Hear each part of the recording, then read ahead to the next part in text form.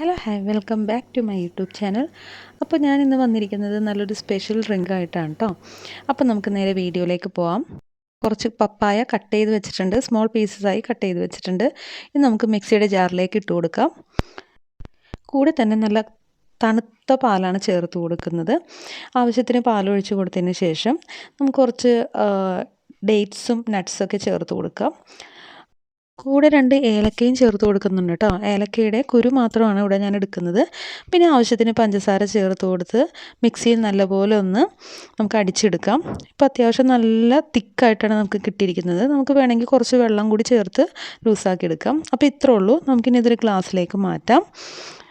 ഗ്ലാസ്സിലേക്ക് മാറ്റിയതിന് ശേഷം ആവശ്യത്തിന് ഡെക്കറേഷൻസൊക്കെ കൊടുക്കാം. നമ്മുടെ ഈ ചൂട് സമയത്ത് നോമ്പ് കാലത്തൊക്കെ കുടിക്കാൻ പറ്റുന്ന നല്ലൊരു അടിപൊളി ടേസ്റ്റി ഡ്രിങ്കാണ്. അപ്പോൾ എല്ലാവരും ഒന്ന് ട്രൈ ചെയ്ത് നോക്കാം കേട്ടോ. Thank you for watching.